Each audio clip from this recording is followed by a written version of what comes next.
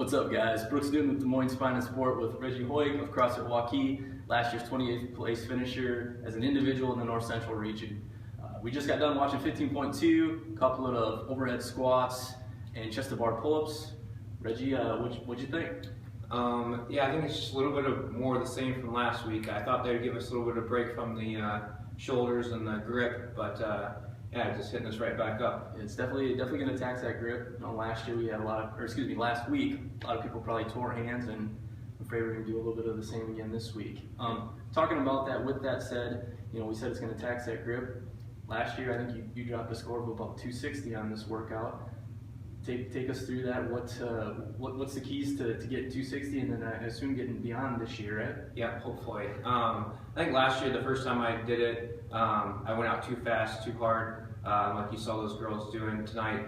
Break it up early and often, save the grip, save your energy for those later rounds when you're going to really need that push, that kick at the end. So. Yeah, perfect. So Reggie and I here are going to take you through some mobility and movement efficient strategies. We're going to take a look at 4 regions: shoulders, the hips, the ankles, and the T-spine. This week, we're talking about the overhead squat and that chest to bar pull-up. We need to find that full shoulder flexion. So we actually covered some of those things last week, so we won't touch a ton on those, but we're going to dive into those mobility strategies. All right, so the first thing that we're going to tackle here with regards to our mobility strategy is a wall squat. So 15.2 has the overhead squat, which is a movement that requires optimal mobility from an athlete, specifically in regards to hip flexion, which is what we're going to attack now. Okay, so what we've got is Reggie here basically is recreating the bottom of his squat position against the wall. What this does is allows us to get full hip flexion, but then have that spine in a neutral position.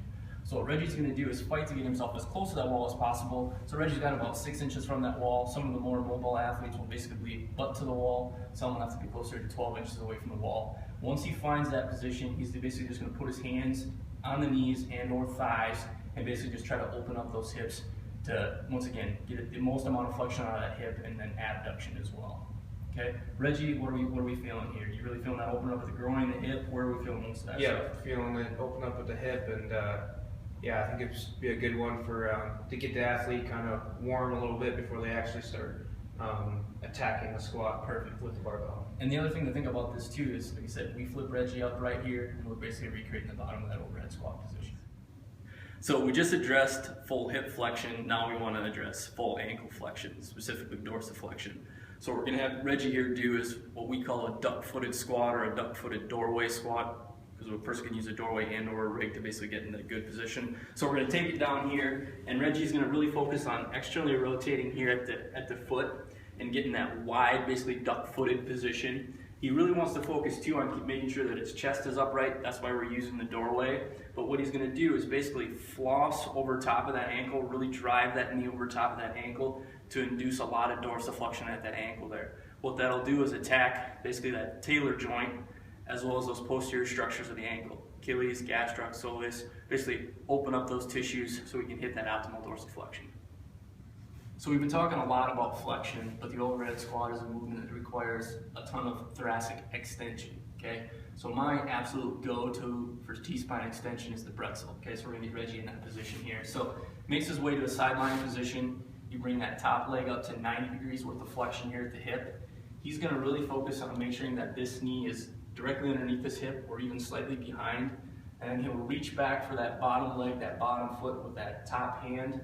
And then the goal here would be to open one's chest up, and what's happening here is we're forcing Reggie into thoracic rotation and extension, okay? 2 positions, 2 movements that are essential for that good overhead position, okay? If you're stuck in a flex T-spine position, you'll never be efficient in that overhead squat.